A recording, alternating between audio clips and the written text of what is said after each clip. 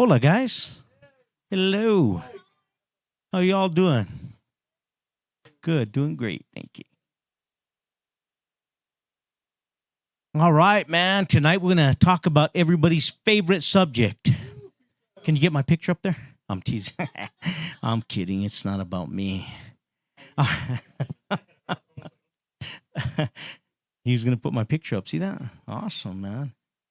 So today we are going to talk about money, dollars, dinero, cash, all that good stuff, right? So what I want to say about money is 77% of American households have at least some type of debt. The average household in America is in debt $67,000. That includes a house and 2 cars for a regular family.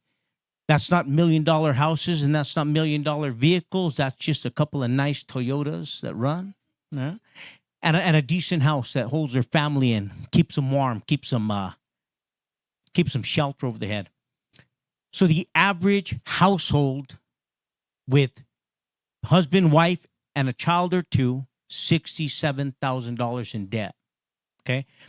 On an individual level, the average balance of debt, according to Experian, the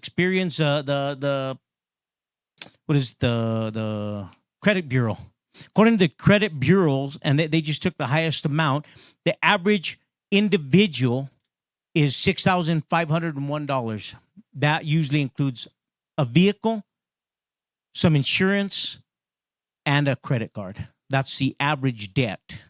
So that's not an expensive vehicle, guys. That's a $6,000, $5,000 car. Okay.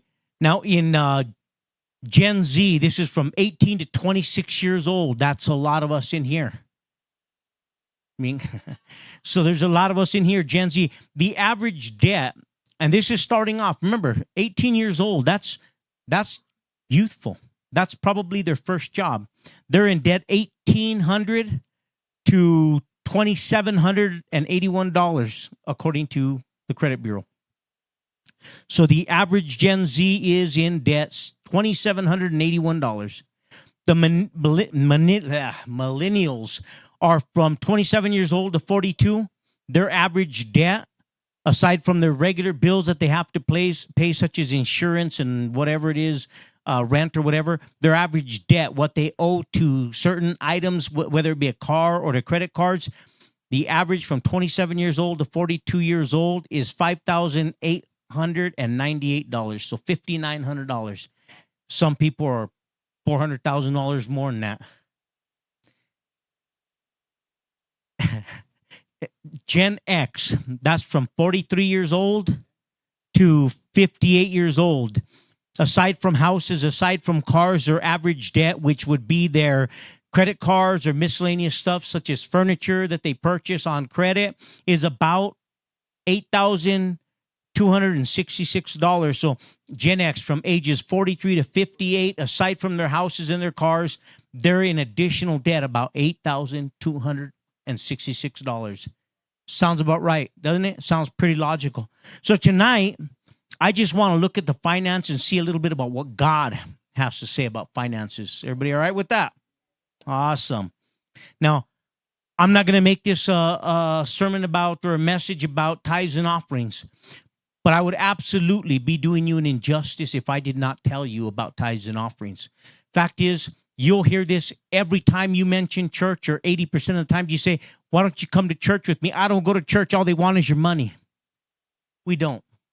We don't want your money. What are we going to do with your money? Nobody gets paid in here. We don't get paid. I don't get paid. Nobody gets paid. We don't use your money except to further God's kingdom. We help people with it. We distribute it out in certain ways. We're right now saving to hopefully get just a nice, huge 20,000 square foot building, God, please. You know, that's what's going to be used. Why do we need a bigger building? This place is beautiful. There's nothing wrong with this. But there's no room. We need more room for more people. Because imagine if just a little bus of people came over here. If everybody just said, hey man, come with me to their friend or their cousin, their aunt or uncle or somebody, their mom, their dad, and everybody brought somebody one day. Besides me, because I'd be up here standing. Who else is going to want to stand? And what if they get locked in? They just stay all the time. Then we got 25 people standing up all the time. You see what I'm saying? We need a bigger place. So if you're wondering where the money goes when it comes into a church, typically it's to further God's kingdom. Typically, it's to help people who are in need of certain things. There's people out there that their tires went bad and they're on the side of the road or something happened to them, and we help them. We're in a regular thing, and I'm not saying the church goes and gives money away. That's not it at all. There's a process to it. We check in your finances. We do a lot of things, but basically, all the money that comes into a church is your money and my money, and we give it to God, and God distributes it how He sees fit. It's His money. Period. That's just the way it is. So I wanted to let you know that when I say your tithes, your offerings, your tithe is 10% of what you make first. So if you make $1,000 a month, your tithe is going to be $100 a month.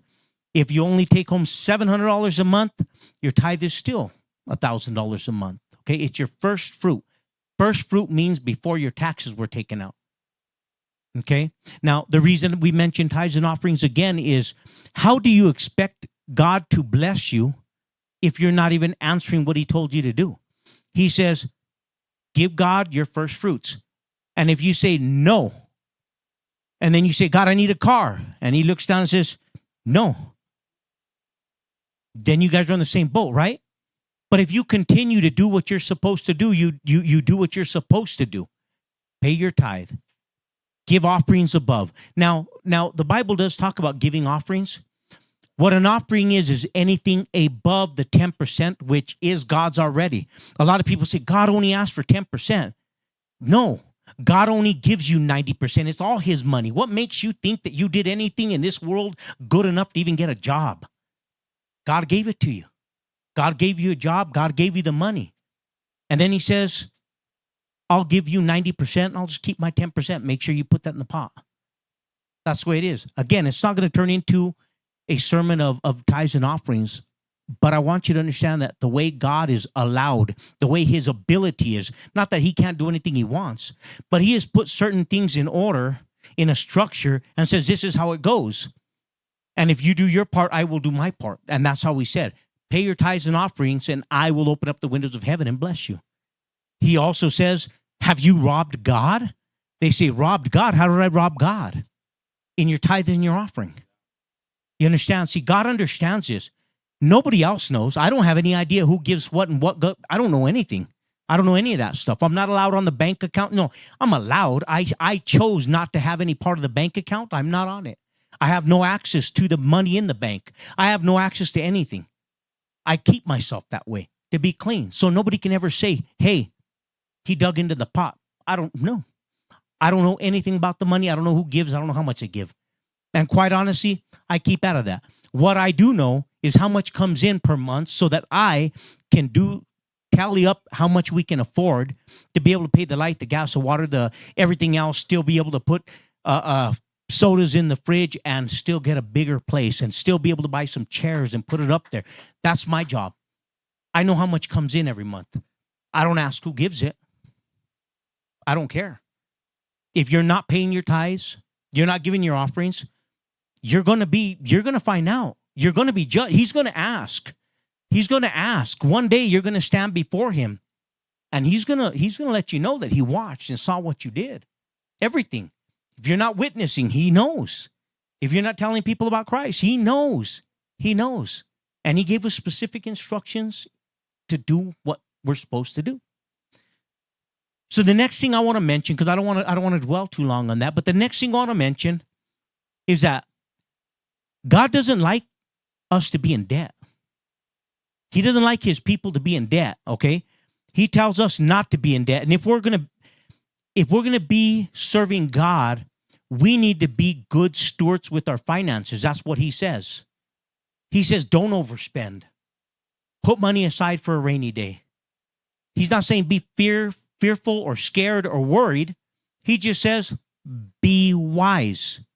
The other day I was talking to a gentleman and I told him, hey, out of every paycheck, you need to put $25 aside in a non-spendable account.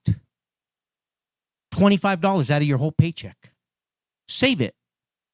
Don't get me wrong. If you're gonna be late on your car payment, you can't pay your insurance. That's not what I'm talking about. But all of us go out to eat at least 17 times a week in here, right? We all go out to eat. We all have extra money. We all do stuff. Pay God first. It's his money, not pay him. Just give him his money back, and he'll pay you your 90%. And then if you can afford 10%, put 10% in the bank for yourself in a non-touchable fund. Put that money in the bank and just say, that's not my money. That's for in case all my tires go out. That's in case I need a transmission. That's in case I need a new furnace in the house or a water heater. That's in case somebody kicks in my door by something. That's a rainy day or a protection program. Or if you don't ever use it, when you get old enough, you have a retirement. Then out of that retirement, you pay yourself. Say you have $100,000 at the age of retirement, and you're used to living on $2,000 a month. You get in your retirement of $1,200, you just take an $800 paycheck a month or less and just pay that to yourself. And then you live a normal life. You live the same way. But if you don't take issues or effort right now, where are you going to be? You wouldn't believe how many people that come into the store and they say, well, I don't have any kind of savings. I don't have any kind of retirement. I don't have anything. This man was in there, makes decent money. He was driving an older man too. An older man, let's say 65 years old, driving a 1997 Honda, which I love him. There's nothing wrong with him. But he has to travel to Colorado, to Phoenix and everything. He's a rep. And he said, they asked him, are you going to be retiring soon? This guy can't even, man, he's hurting. He's in pretty bad shape. But he says, I can't. I don't have anything. I have nothing. I live paycheck to paycheck by the sweat of my brow. He says, if I could pick up more hours, I would, but my body won't allow it. That's his life forever. It's not going to get better. How is it going to get better? Is he going to hit the lottery? He don't have enough money to buy a lottery ticket. It's according to him. We need to start now. There's a thing that if you at your age, exactly at pretty much everybody's age in here, if you were just to put away $50 to $100 every week or every month, by the time you hit my age, 25, by the time you'd be almost a millionaire, if not a millionaire. Think about that. If you just put money aside and did not spend it, did not touch it, yes, that's the best Nikes you ever seen in your life. I know. Don't spend it on Nike. Don't spend it on this and that and shirts and this, except narrow shirts. You spend it. No. Don't spend that money. Save that money. You put that in the bank. You put it in CDs. You put it in IRAs. You put it in certain things like that. By the time you become an adult, you will be a millionaire. Fact. Look it up. Fact. But if you don't, you could be a 65-year-old or a 70-year-old man, woman, in here saying, I live paycheck to paycheck, and yes, I'm a door greeter at Walmart, and I'm going to die here doing this, and then I don't know what my wife or my husband's going to do after. I don't have any idea what they're going to do, because if I'm not here, they're on the streets. There's two sides of the coin. Which side do you want to be on? Think about it.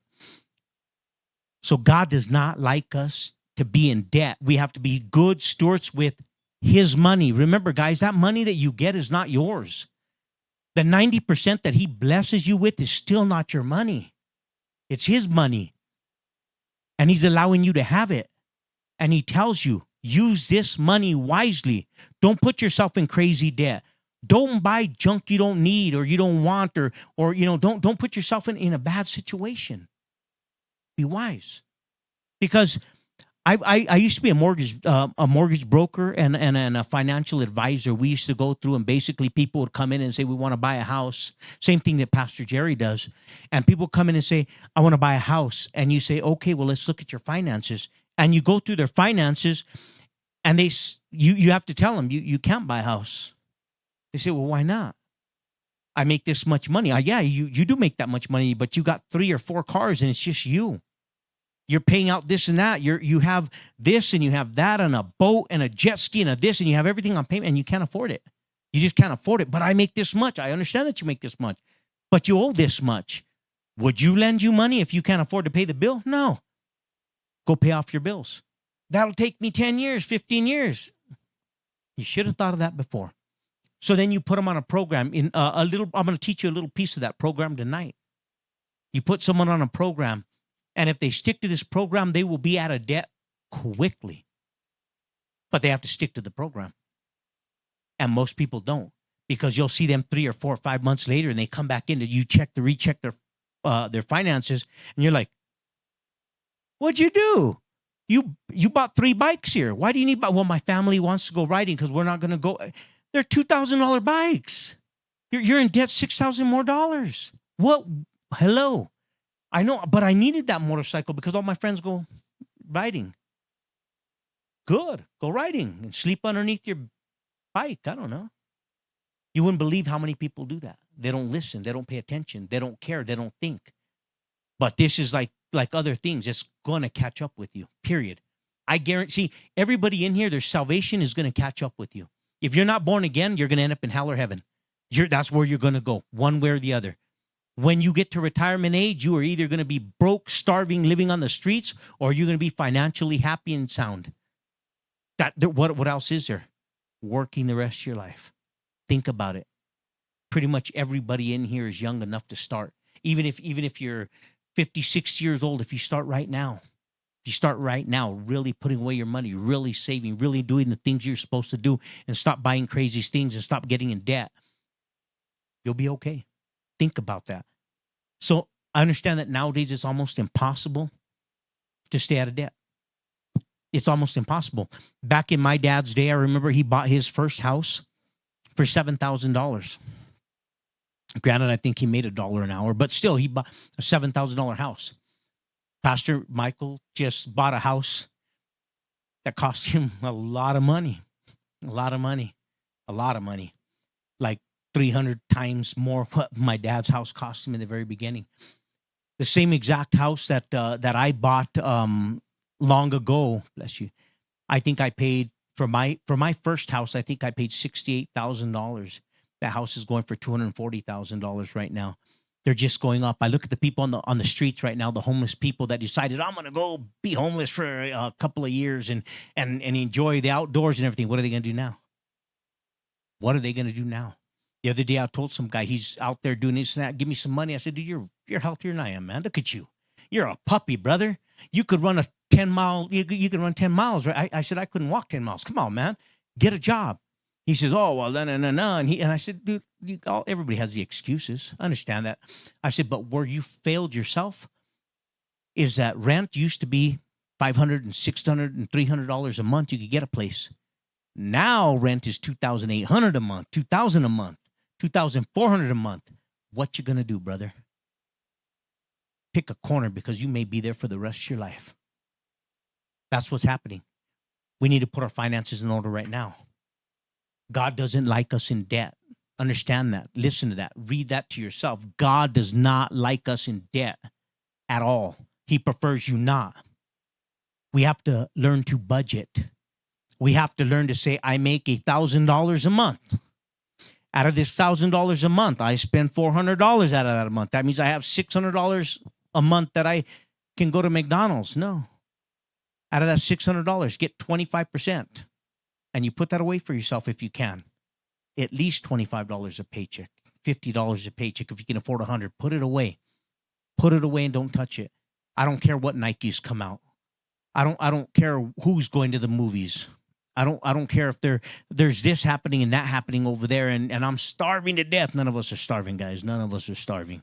In fact, nobody in America is starving. We all have money. Do you know even the homeless people right now are richer than any other country in the world? I did a sermon on this a long while back. Even the homeless people have more money than the average person in one of those third world countries. None of us are starving. Save your money. Put your money away. In Romans 13:8.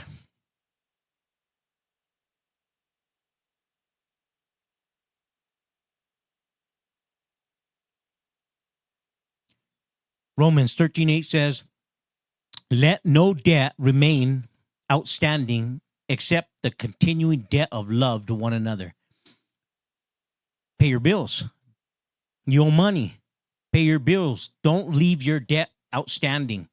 If you owe someone, or you owe for something, you owe for a vehicle or something like that, Pay your bills. Pay your bill. Like I said, none of us are starving. There's no way that someone's going to come in and say, I couldn't eat. Ramen's like $1. Not that it's healthy, but it's like 50 cents or something. It's like cheap. I don't know how much it is. I don't eat it because I can't. It's like sugar stuff. But ramen, you could eat ramen like to get out of debt. You could eat ramen like for a month straight and live. So nobody is that in debt that we have to not pay our bills or be late on our bills. Pay your bills. Pay your bills.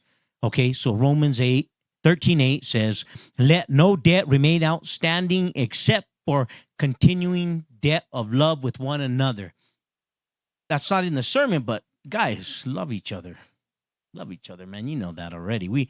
This is not a place I have to really worry about that because everybody loves everybody. And here we're an awesome church, man. There was an awesome church. There's no doubt about it. So we see that the Bible says to leave no debt outstanding, okay? And right off the bat, I want to mention the fact that, did that sound like a suggestion? No, it was a commandment. He says, leave no debt unpaid. Leave no debt unpaid. Pay your bills. God doesn't want us to be in debt. He wants us to pay our bills. And not only just pay our bills, because so often we get in the habit and we have this credit card and it says pay $13 a month or $23 a month. And we pay this $23 a month. And we think, I'm paying my bills. Yeah, but you borrowed $1,500 and you're going to be paying that $23 a month till you're 65. You're going to end up paying these guys like $15,000 for $1,500 because they compound interest. You have the 28% interest, and they take that like per day, and they add it to everything that's unpaid.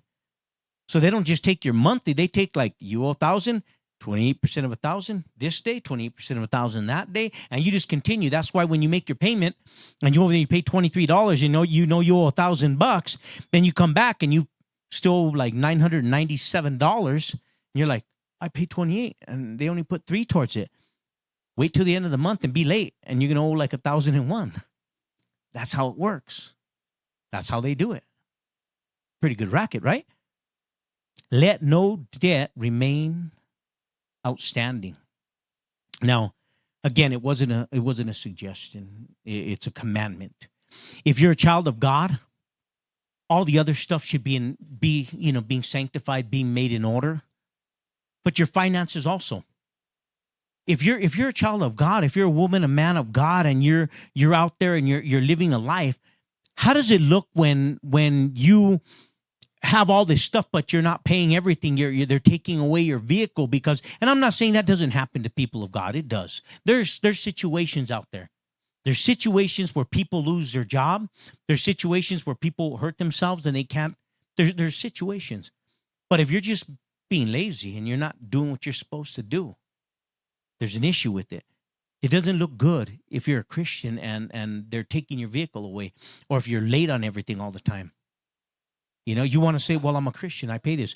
The one thing, God bless you, but one thing I remember my family, the gentleman that brought me to Christ, my cousin, I shouldn't even say that because then now everybody knows, but their family was, pause the video, their family was not in the best state of anything. They were drunks, they were drug addicts, they did everything. They never had money. They were broke. When you went to their house, it was in shambles. There was so much bad going on. If they even owned a house, most of them rented and were having to move because the whole thing, and this was the whole family, not just his family. I'm talking the whole family. And then one person got saved, and another person got saved, another person got saved, another person got saved, another person got saved. And guess what now? They all own nice houses, nice cars. He owns a beautiful truck, a beautiful house. He owns a boat. Everything's paid off. Why?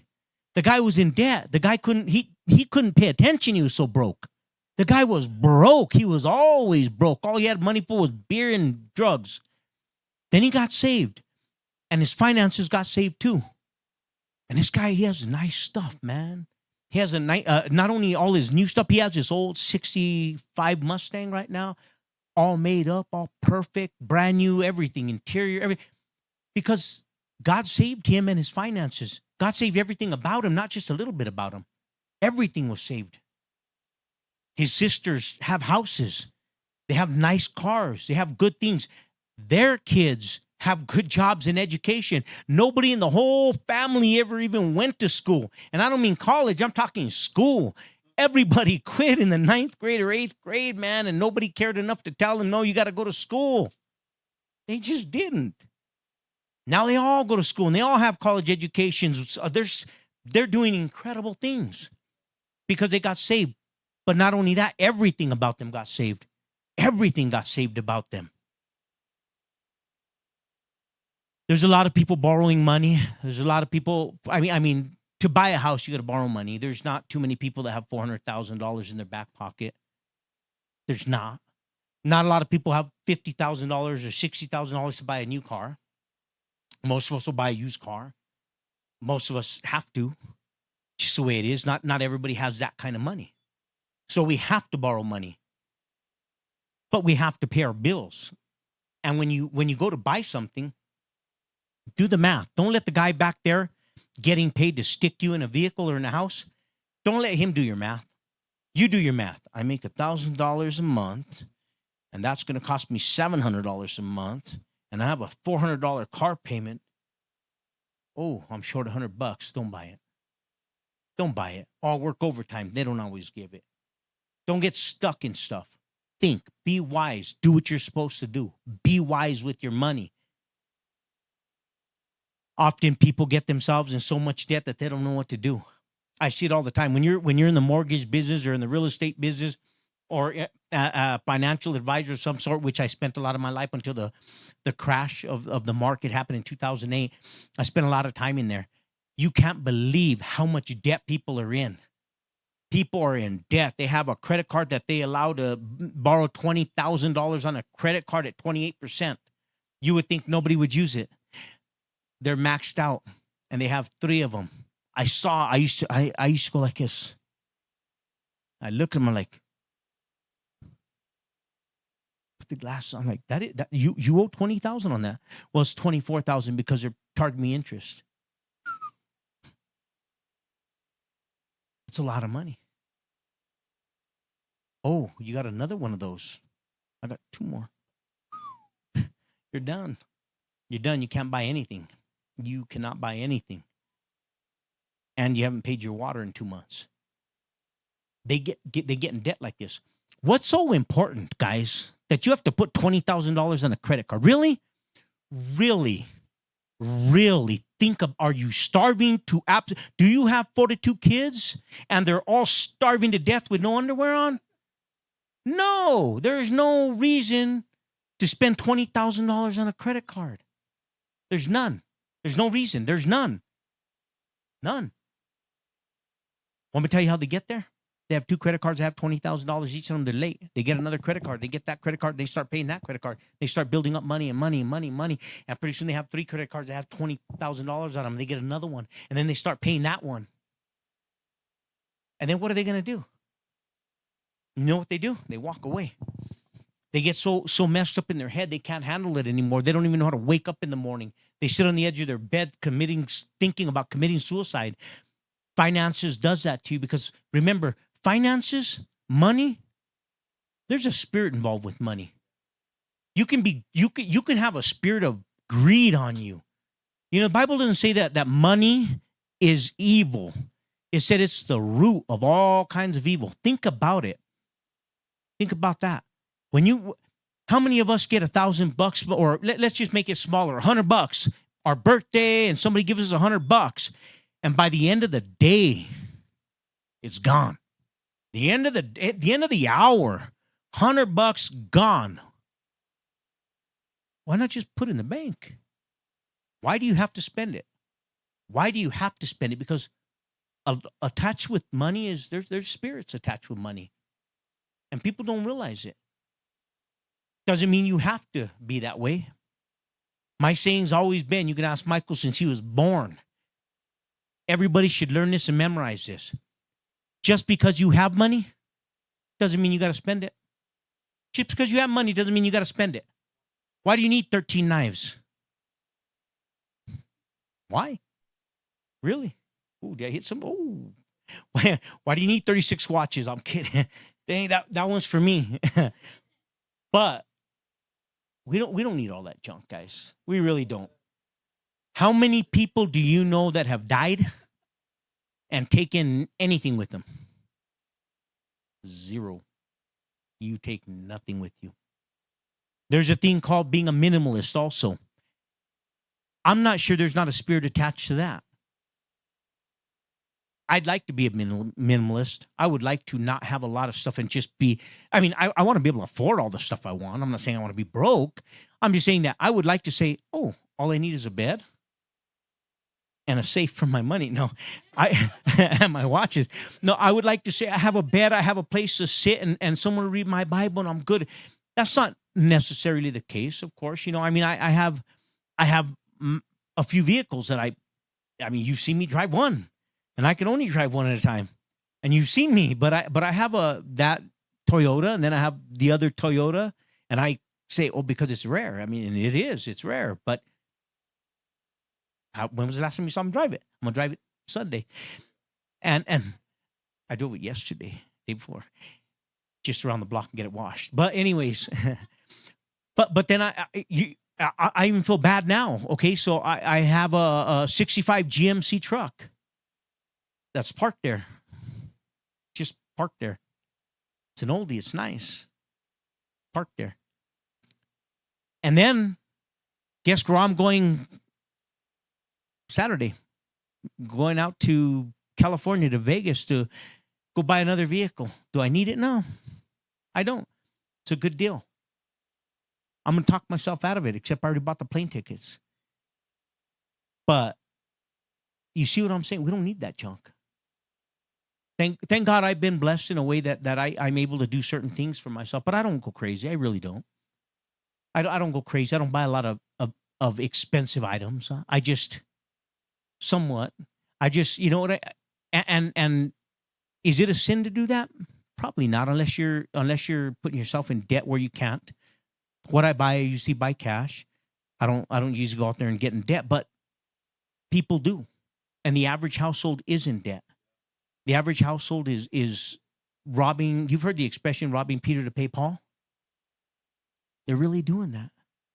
Some of us in here I don't know anybody's finances.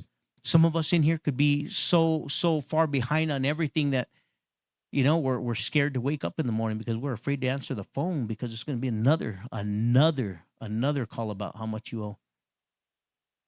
We don't have to be like that. We don't have to live like that.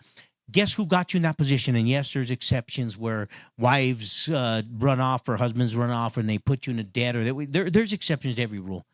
But the reality is most of the time, I needed those Nikes. They're so rare. Oh, my watch. Oh, my this. Oh, my that.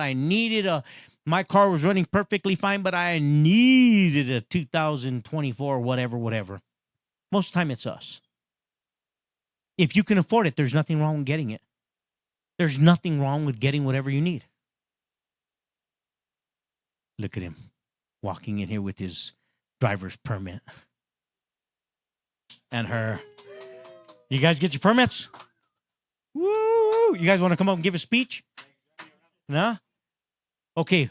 The left lane is for Pastor Mike's left lane. Slow people on the right. Got it.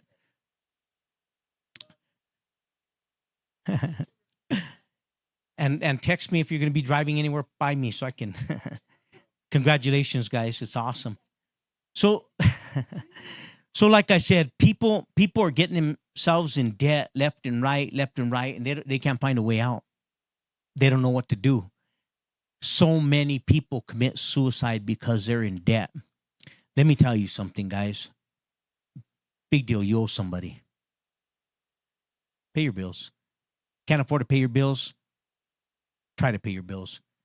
If you can't pay your bills, then what are they gonna do? They're not gonna come and beat you. It's not worth committing suicide. It's not worth taking your life over bills. But this message is about being wise and not getting yourself into bills. And in a little while, I'm gonna teach you how to get out of bills. Pay attention to this. If you take notes, write this down. It's a real simple method. But it's a method used around the world to get people out of debt.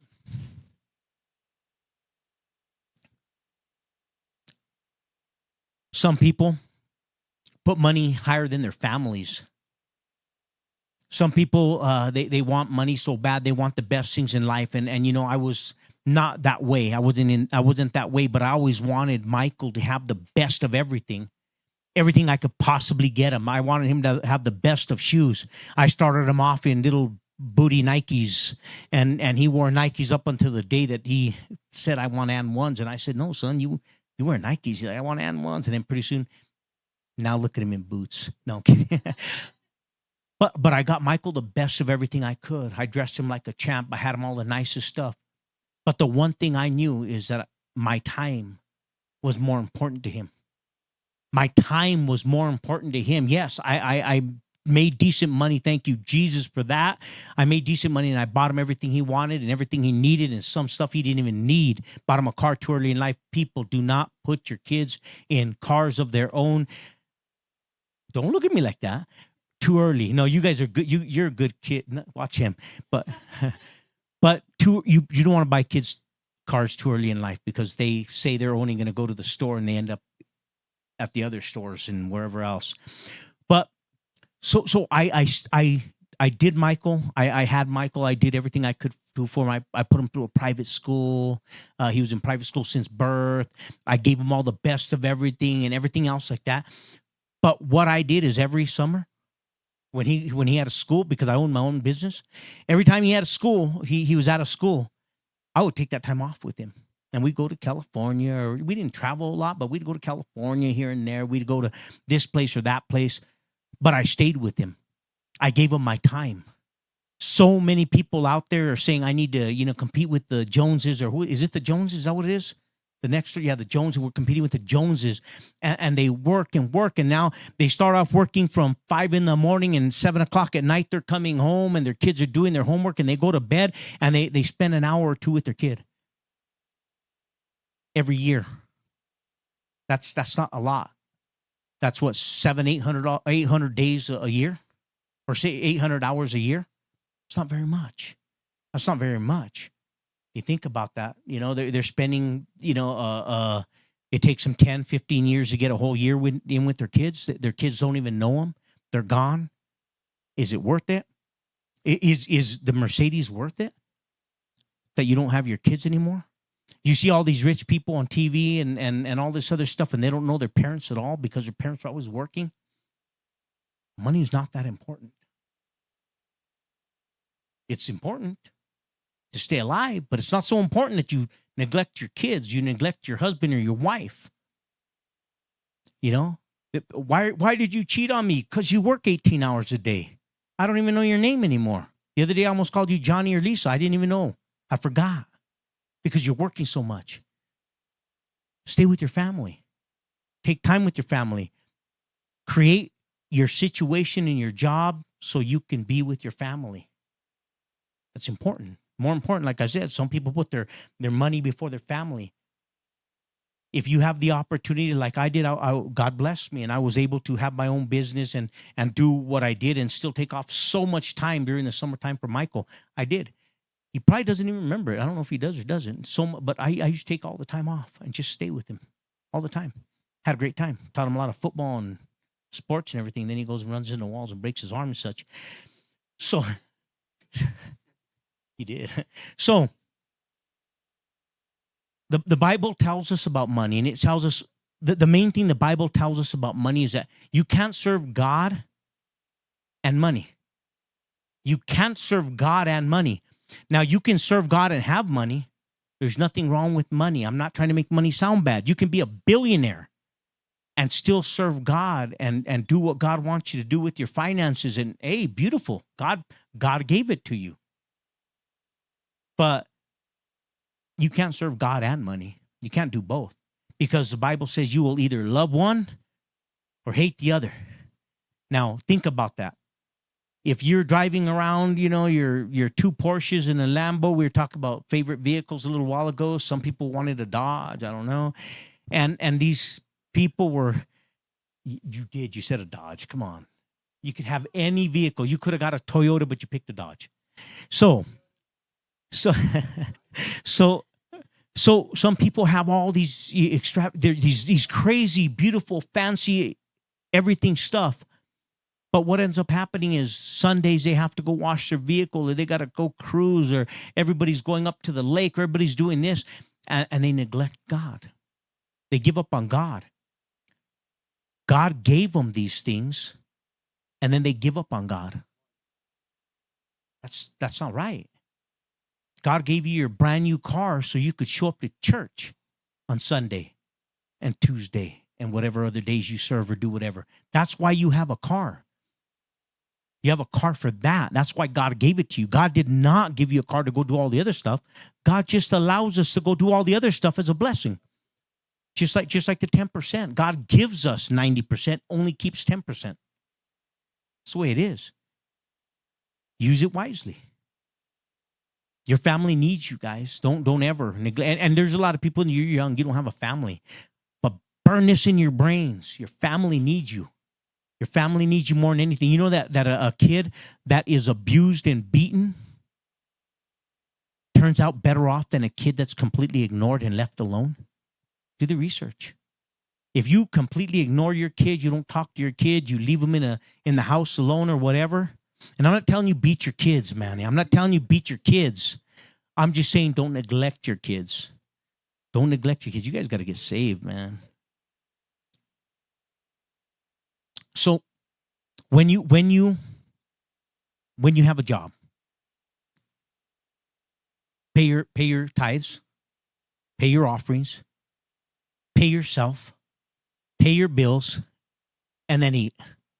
Anything left over, maybe you could split the rest of it over, put some more in savings, and do whatever fun you want to do.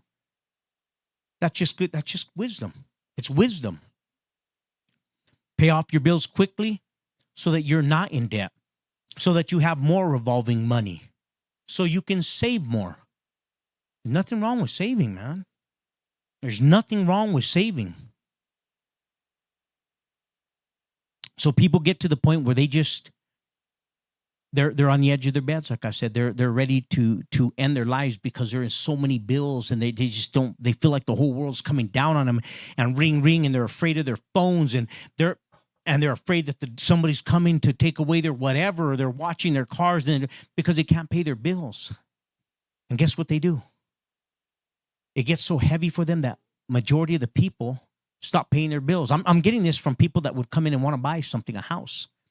And they say, well, I say, well, it shows that you haven't paid here. I know, but that I gave that bill up. I'm look at all my other bills are perfect. I see, but that's the one that's taking your credit down. All this other stuff's not doing any. It's not building your credit. That one's taking it down. So now you have a 400 credit score. You can't buy anything. Now, I'm not going to tell you that bankruptcy is the way out. I'm not. A lot of people say it's a new beginning. It is. It really is. If you've gone so far to where you're crazy enough or whatever, I'm not telling you to do bankruptcy, but I'm just saying that if it's to the point where you're sitting on the edge of your bed with a gun to your head every day, consider that. But that's not what God wants, okay? What does God think about not people who stop paying their bills? It says in Psalms 37:21, the wicked borrow and do not repay. He calls these people wicked. I don't know if anyone else wants to be called wicked by God, but I know I don't. Wicked. That's terrible. If we borrow money, we have to pay it back. And if you don't pay it back, God says you're wicked.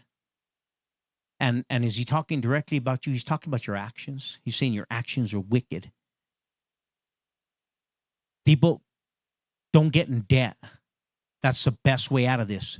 Don't get in debt. So I'm going to teach you a little bit about how to get off debt, how to get out of debt here in a few seconds, okay? But I want to reiterate the fact that God doesn't want us in debt. God wants us to have a savings account. God wants us to have nice things. But the other stuff first. Pay your tithe, number one. Pay yourself, or pay your bills and pay yourself. Okay, it depends on how much money you have. If you have enough to pay yourself every time, make sure you put yourself a little savings account. Whether it's $25, $10, or $100. You know how much money you have. Let's put it, you know how much money you're wasting every week. It's wasting if it's not necessary. Save your money. Save your money. We don't want our debt to be a sin to us. We don't want to be in debt like that. We don't want it to be like that. Some people actually get sick. I mean, they get sick to their stomachs. They're always in worry. Why do people borrow money? They need stuff. Borrowing money could be a very good situation. Most people cannot afford a house unless they borrow money. Most people cannot afford a car unless they borrow money. But most people don't need Nikes, so you shouldn't be borrowing money for Nikes. You just shouldn't. Is Payless still around? Payless has a good pair of shoes. No, they're not. No. Don't go to Payless because they're not there anymore. And I'm not advertising for them. But there's shoes out there. You don't need $300, $500 shoes. You don't. I mean, unless you can afford them, there's nothing wrong with them. But if you can't afford them, you don't need them. The only shoe that you need is a good work shoe. That's it. Why? So you can go to work and pay for that shoe. Debt. Debt's so evil. Let me tell you why debt is evil and why it holds you and it keeps you captive. It grabs you by the hand just like sin, and it holds on to you. It doesn't let go. And in Proverbs 22:7, it says, the rich rule over the poor, and the borrower is a slave to the lender. Did you get that? The rich rule over the poor. Look at the world right now. The rich rule. And why do they rule? Because we owe them. The poor, the people that borrow, are slaves to the lender. It's a major burden. It's a heavy weight on people, on all people. There's nobody in the world, unless you're rich, doesn't have to do a budget. Even if you make very good money, you should have some type of a budget. I know how much I should spend or could spend if I wanted to.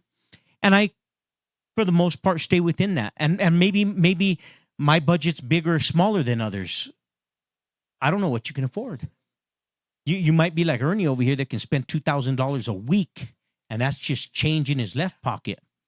Sometimes he digs into his right pocket. That's when he gets in, But you never know. You never know what. You never know how much people have to spend. But set a budget, guys. Set a budget so that you're not overwhelmed and you're not a slave to the lender. We get ourselves in too much debt. So I want to look at, if I can get that on the screen, I'm going to show you a real quick, they call it the snowball effect. These are numbers that are just made up. I don't know the numbers really. But, okay, this is how you get out of debt. If you're taking notes, if you're in debt, or if you're ever thinking you're going to get in debt, or you're ever going to buy anything on credit, pay attention. If you will pay somebody $767 to teach you this. That's what they charge. I don't know. That's a financial advisor. And then you don't do it. And they just took your money and they go spend it. But they put away 25%. I'll tell you what.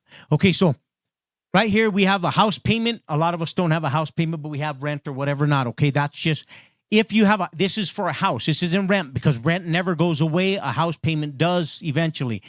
You have a car right here. You have a second car. We were talking about the family. Remember the family?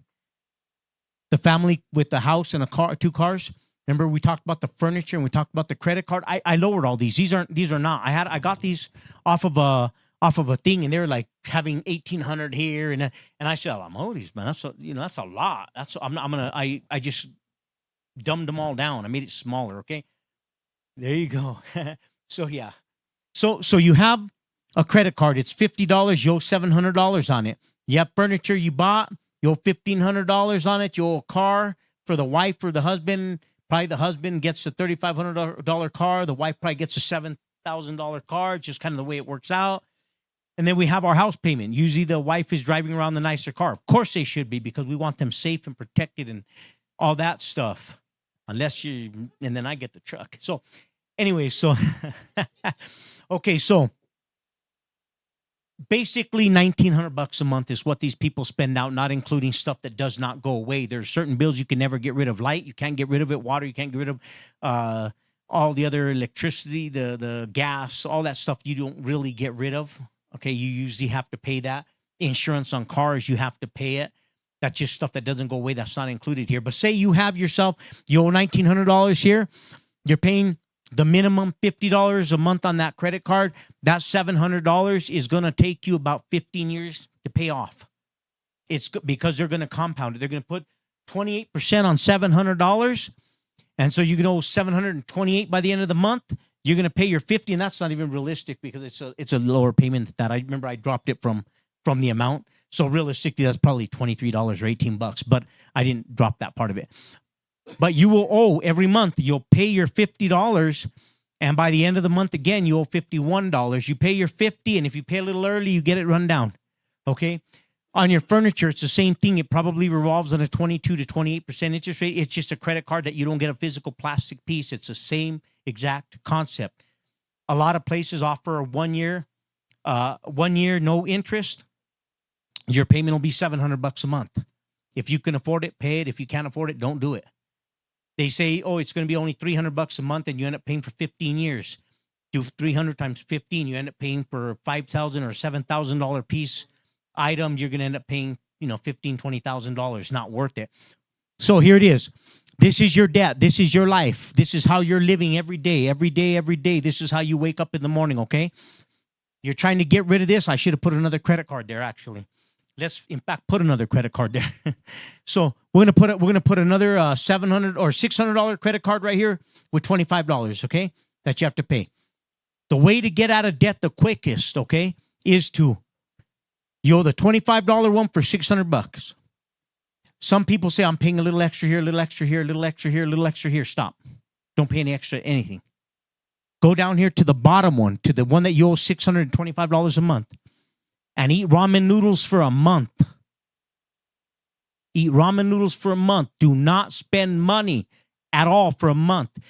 Every bit of extra money you have, you put towards this $600 one down here on the bottom that's not up there. And you pay it all towards it. And if you don't pay it off by then, next month do the same thing. Until you pay this $25 off, okay? Then you jump up to the next bill. You go to here. You owe $50 a month. But you have an extra $25, so now you can absolutely pay $75 a month, right? There's no doubt you can because you've been paying it. You get this $25, you add it to that $50 is paying $75 a month towards this $700. Then you get all your money that's left over and you pay it towards this $700. You just keep paying everything you can. You'll probably pay it off in a couple of months. You'll probably out of that debt in a couple of months. So now you have $75 free right here. $75 free. You don't have to pay anymore. You have 2 credit cards that are gone. Now you're working on the third one. $1,500. They had this at $2,800. I lowered it, but now you have $1,500 that you owe for your brand new leather couch or whatever it is. You bought something and you owe furniture money here, $200 a month, but you have this $75 right here. So now you pay $275 towards this, and any extra you just pay as much as you can. As much as you can, you throw it towards this bill. Eventually, you will pay this off. You'll pay it off within maybe 3 to 5 months. You'll pay that off. Now you are gone with this one, and this one. Now you have $275 extra a month. Don't buy Nikes. Get that $275 and put it towards this. Now you're paying, $625 a month towards this car. Look how fast that's going to get paid off. Pay it. Eat ramen. Pay. Eventually, you will pay this off in no time. Do the math. 500, 510. What is it? Like 6 months, maybe 5 months, you'll pay it off because don't forget, you're not going to pay interest on that anymore. Your interest is going to drop. So you're going to pay this off in probably 5 months because you're paying extra, maybe even 4 months. Now you're in probably about 7 months, 8 months here. And you've already paid this. So now you have $250, $200, that's $525. You have $525 extra a month. $525 extra a month. Get that $525 and you throw it to this. Now you're paying this right here. You're paying $925 a month. How fast are you going to pay that off? That's basically $1,000 a month. You're going to pay it off in about 7 months. You're not paying interest on it. In 1 year, maybe 2 months, 3 months, you are going to have 400, 900, 1,000, 25 extra in your pocket every month. Think about that. Your whole bill is $1,000 a month now. You've got rid of all your debt. Now you have $900 total in your pocket. You get that $900 and you start throwing it towards over there. 5 years, 7 years, you'll own your house free and clear. In 7 years, think about how old you are. Let's just put it this way. If you're 40, you're 47, you're debt-free. That you have $1,900 extra right there. Wait 10 months. Wait 1 year. Go buy yourself a nice $20,000 car. 100, 200, 300, 20,000. You got that money. You're debt-free. This doesn't take long to do. It just takes heart and wisdom. Listening. That's all it takes. This is not hard to do. People do this around the world all the time. You pay a lot of money for somebody to just tell you that. We're going to go through that financial peace course as soon as Michael brings me the remote to my CD player. So if you guys want that course, you just tell Michael. And Pastor Michael here will bring me that remote, and then I'll be able to watch all the CDs again. And just, I'm not putting it on you, though. So, is this pretty impressive? It's real. It's real. If you have 3 credit cards and you owe $25 a month each, and you owe $1,000 on each one, pay everything towards the least one. If you have 2, one at $1,100, one at $1,000, and one at $900, pay everything towards the $900 one. Or what I always taught people to do is if you owe $1,000 over here and $1,400 over here and $1,700 over here, but the $1,700 had the smallest payment, or I mean the biggest payment, pay that one off first. If you owe $300, like if you owed $450 to this one and only $250 to that one, I pay the $450 to this one right away to pay it off sooner. Just pay off one bill. Concentrate on your lowest bill and your highest payment. Your lowest bill and your highest payment. Start first with the lowest bill. But if you have 2 that are $1,000, two that bills that are $1,000 each a month, or $1,000 total, and you'll $100 on one and $25 on the other, pay the $100 one off so you have that extra $100 to go towards the other bill. It's that simple. That simple, guys. And it works every time. All right. Any questions on that? Any questions? Opening up. What's that?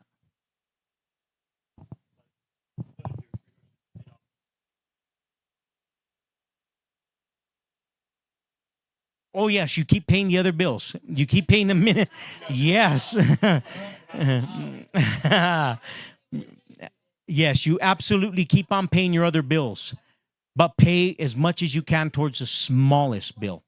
And then when you get that money, you pay it towards the next bill and you continue to pay your bills.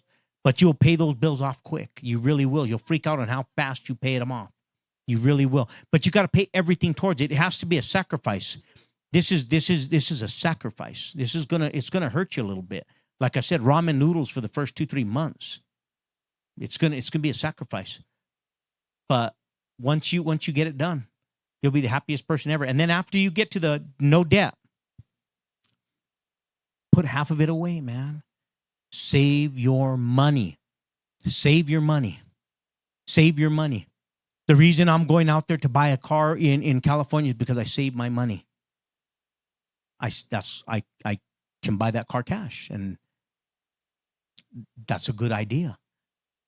I'm trying to raise my credit, so I'm putting that car in payments, but I'm going to pay it off in months because I want to raise my credit score, because soon you guys know I'm trying to buy that store.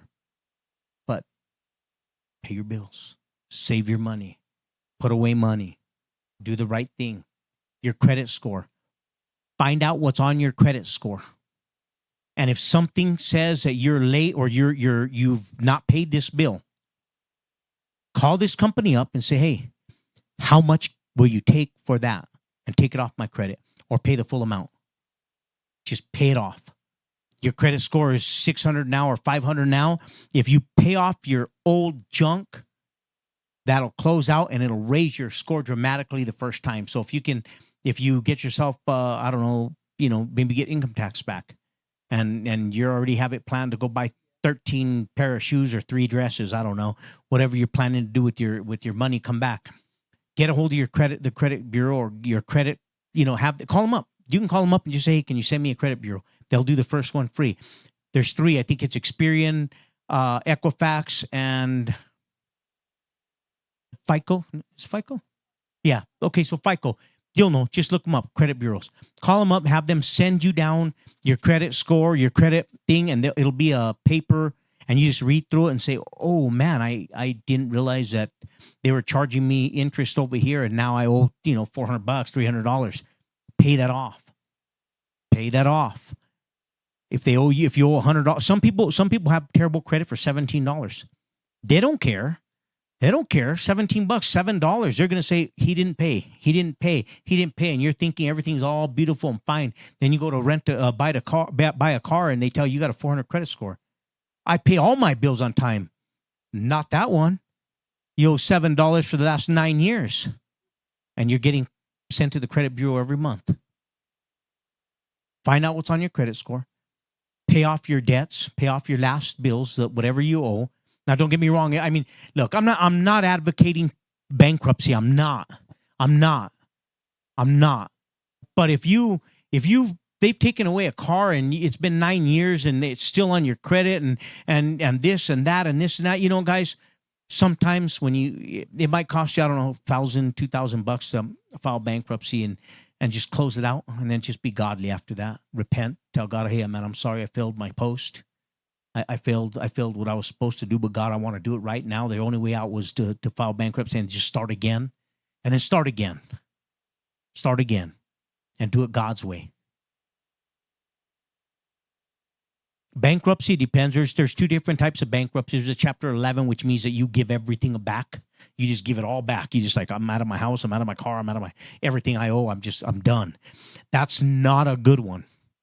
That's not a good one usually. I think Chapter 7, you're able to say, okay, I am keeping my house and I'm keeping my car, but everything else I just can't afford to pay. I'm not going to do it. I'm losing my brains over it. The judge will make the decision and say, okay, I'm gonna take this off, and what they do is they write it off in a bankruptcy, and then for 7 years after that, you can't buy basically anything, but you need to start getting credit right away. Immediately, you got to get yourself a small credit card, maybe a $500 credit card that you put your own $500 in the bank, and you make payments on it. Don't charge that up crazy. Just put gas and pay it off. But that's how you raise your credit score. Okay, but Chapter 7 is the way you want to go. You want to keep your house and keep your car and try to pay off everything else. Pay off all old debt, all outstanding debt on the credit thing, and then keep an eye on it. Keep an eye on it and say, okay, they didn't pay this off. And you call them up and say, hey, you know what, guys, I filed bankruptcy. You didn't pay this off. They'll say, send me your bankruptcy papers. Never get rid of your bankruptcy papers. You'll need those to show for the rest of at least 7 to 8 years, 9 years of your life. You'll need to show all of them. After about 2 years, if you get a credit right away on a bankruptcy, and of course the laws have changed. I don't really know. It's been a long time since I was in the mortgage business or in the lending business, but a lot of the times you get within a year and a half or 2, you can already buy a car. And if you pay that car, but don't get me wrong, you're going to get an interest rate like you deserve.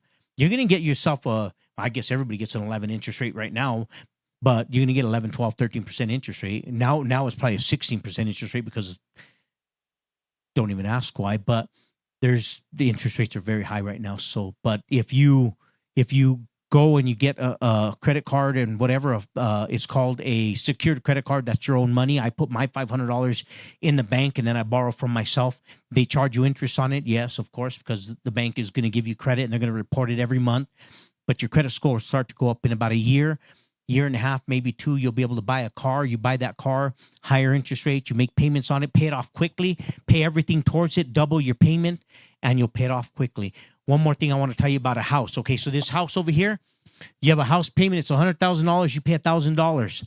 Out of that $1,000, you think, hey, I paid $1,000 in 100 months. I should be paying this thing off. Oh, no, not at all.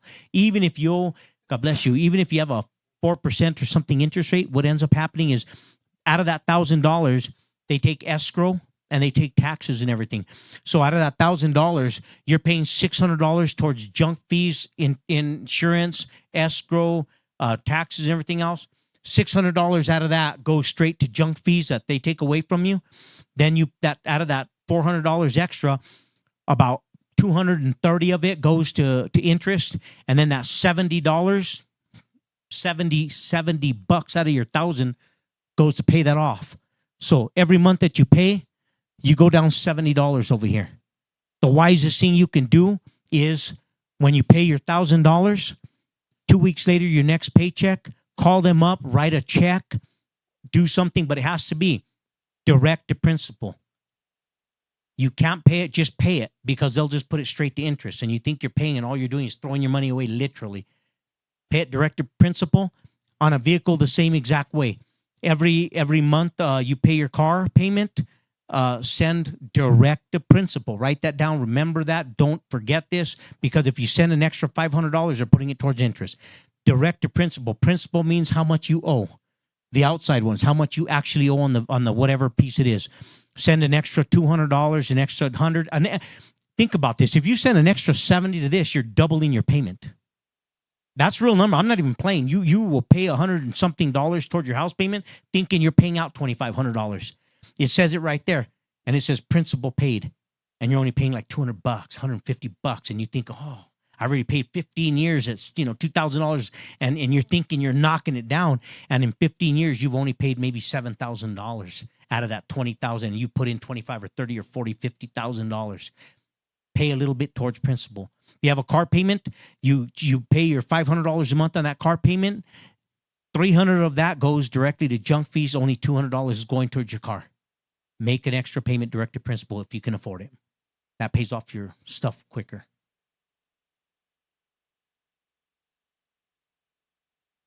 Without, it's only bill. Yeah, only your bill, because insurance never goes away. Lights never go away. Gas, water.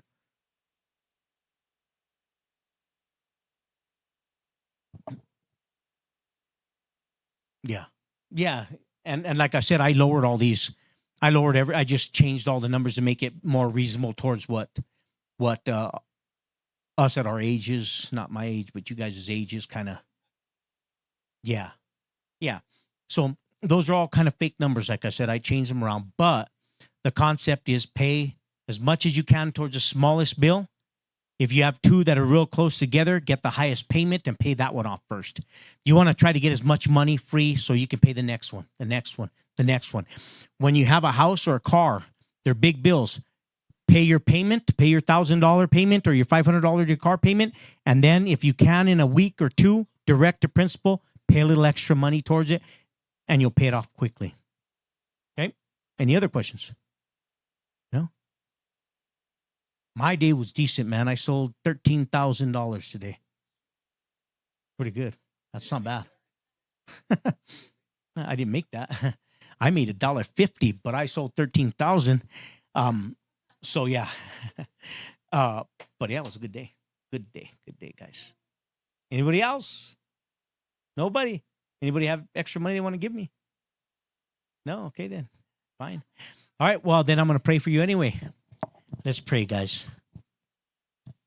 Father in heaven, we thank you, first of all, God, for loving us, for being our God, for saving us. Thank you for everything that you do in our lives, Lord. God, thank you for the finances you provide. And it is you that provides them, God, and I hope we all understand that, Lord. Thank you, and thank you for allowing us the 90% you give us, God, and thank you for helping us to pay that other 10%, Lord. Help us to stay out of debt. Don't let us drag ourselves down in debt, God, because of our desires, our wants, because we always know our desires end up being something of sin. Help us to stay out of debt, God. Help us to use this formula here to get out of debt if we are in debt, or just in the future to regulate our bills.